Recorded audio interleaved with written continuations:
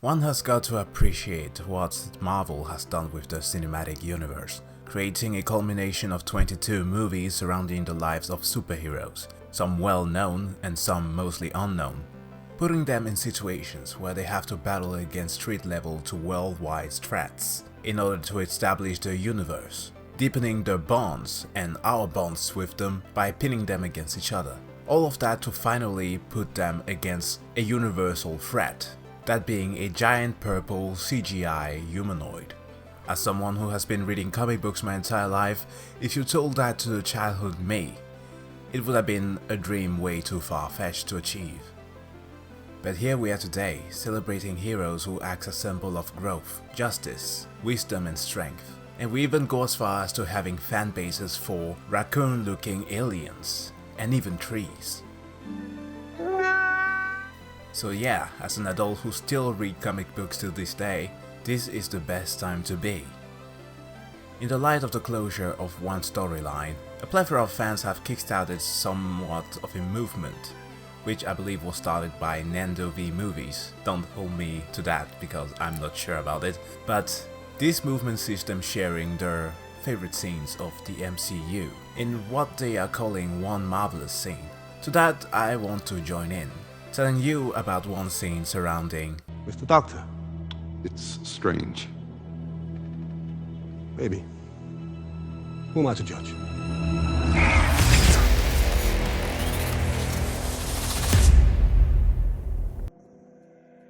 the year 2012, and the Avengers are battling against the Chitauri army, led by Loki, who had given up his goal of charming his way into Asgard and now wanted to turn Midgard into his domain.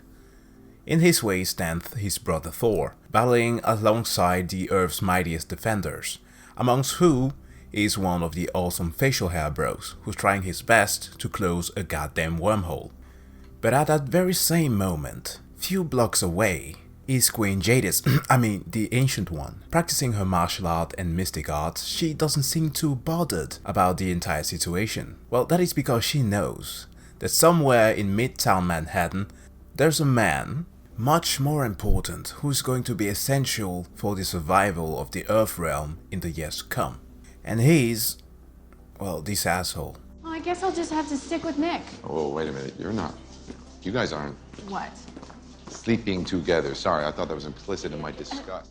The first Doctor Strange movie sees Stephen Strange being depicted as a brilliant yet incredibly self-obsessed neurosurgeon. One who has no shred of faith in his fellow practitioners, might go to lengths to humiliate them, and sees him in a surgeon who is in fact so confident in his abilities that we see him having to shrug off helping an army veteran because it was too easy. Of course, the movie immediately punishes Strange by throwing him off a cliff, sending a clear message to everyone in the audience: do not get distracted while driving. It is that most ancient thing called irony that befalls upon him the loss of his most specific motoric function. His hands receive the most severe nerve damage, and as a man who depends on the skills of his hands, he can no longer do his job.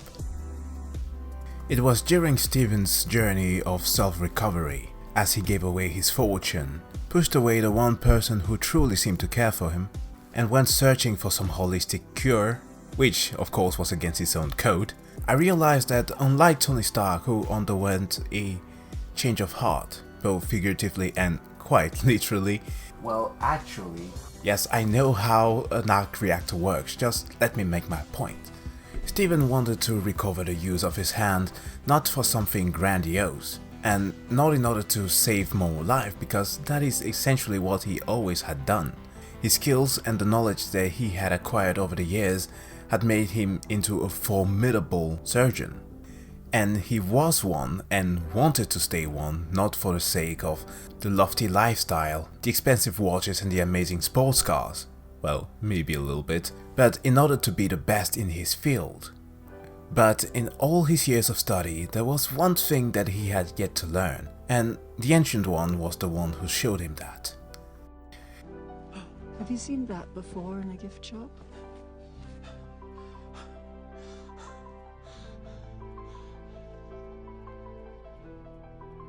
teach me? No. You see, during his stay at the Hermitage, Strange is able to read a lot of books. He plain and simply runs through them, because his curiosity is definitely there and he wants to learn. But during his training sessions, he's unable to conjure shields, weapons, nor portals. And not because of the pain that is causing through his hands nor the nerve damage that occurred to them, as bold Gabriel here makes painfully clear.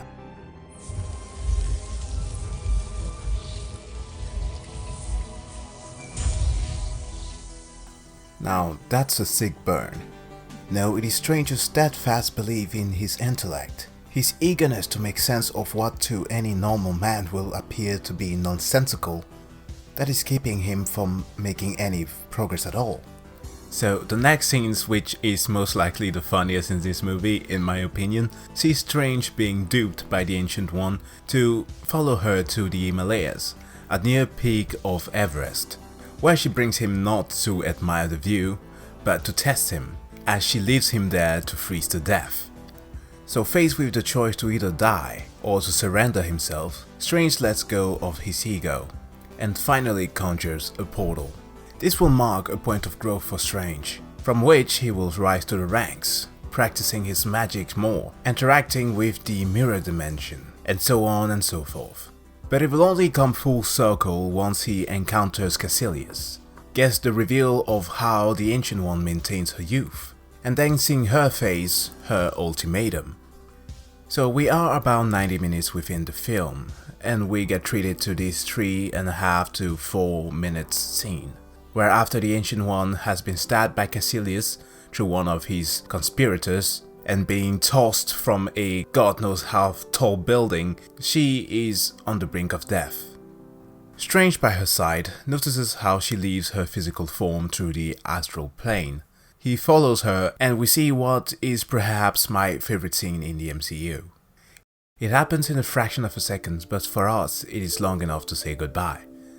It is this weird serene moment as they are both floating outside on the balcony, gazing upon the horizon, and there's this one lightning bolt that is slowly forming, and it's getting slower and slower as the Ancient One is slowing down that one specific moment into 1,000 so that she can see it long enough. She tells Strange of how she has foreseen this moment in many iterations. Her protecting the timeline and several different dimensions never allowed her to see beyond this one point. She also always knew about Strange, not of his future but of the infinite possibilities that he could bring. He always will be a force of good. And as a parting message to Strange, she says that Arrogance and fear still keep you from learning the simplest and most significant lesson of all. Which is? It's not about you. She also tells Strange that he always had a choice, telling him about the man who pointed him to the Hermitage. He was once a disciple who had a choice to go back to his regular life or stay there. But he decided to go back to his old ways, utilizing magic to allow himself to walk. So Strange is once again faced with a choice, to return to his regular life and regain the use of his hands, or becoming the Sorcerer Supreme and protecting the entire multiverse.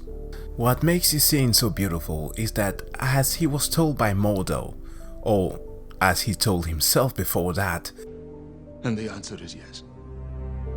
Without hesitation. Even if there's another way. There is no other way. You lack imagination. No. there was another way, the way of self-sacrifice, which he only then understood as the Ancient One was passing away. It also establishes a strong contrast in comparison to the other heroes, as when you look at characters such as Natasha Romanoff or Tony Stark, who essentially are somewhere deep in their heart only doing the entire hero thing because they are haunted by the ghosts of the past and they seek some sort of redemption. Or leading figures or icons such as Captain America, Steve Rogers or Odinson, Thor, who will set an example for their nation or people to follow. No, for Steven in this case is channeling something more similar to Spider-Man, as he for once truly understands the meaning of sacrifice, and more importantly, selflessness. This will later on become his most redeeming quality at the end of the movie, as he faces Dormammu. And even more so in Infinity Wars, where he broke the rules, creating what Mordo had warned him about. Unstable dimensional openings, spatial paradoxes, time loops! You wanna get stuck reliving the same moment over and over forever, or never having existed at all? As he had peered into those 14 million possibilities, finding the one where they will actually win against Thanos. But in the words of who might very well be his next villain, The bill comes due. Always. one thing that I love even more now that the MCU is growing is that going to watch a Marvel movie has become less about us entering the theaters in order to watch some bombastic action scenes and some great CGI effects.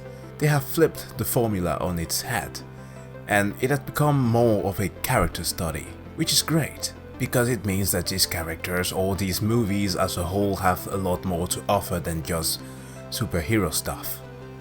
That is not to say, of course, that we are disregarding the special effects, because they are amazing, especially in Doctor Strange, which for me, when I was growing up, was the thing that paved the way to all these psychedelics images that they had. Like the Thor comics were super fancy with all those crazy colors. One would never imagine that gods actually looked like that, but Doctor Strange always used this kaleidoscope and these weird visuals. It kind of, in my opinion, paved the way to Inception, which of course the movie got a lot of comparison towards, but that's just me. But guys, thanks a lot for watching this video. It was a bit of a fun project to record and to find clips for, and I might do more of these in the future. But if you like this video, of course, don't forget to give the video a like. It lets me know that you want to see more of this type of content. Of course, leave a comment in the comment section below if you have any recommendation whatsoever, and consider to subscribe to the channel to help it grow. And with all that said, have a nice day, and I see you guys next time. Bye.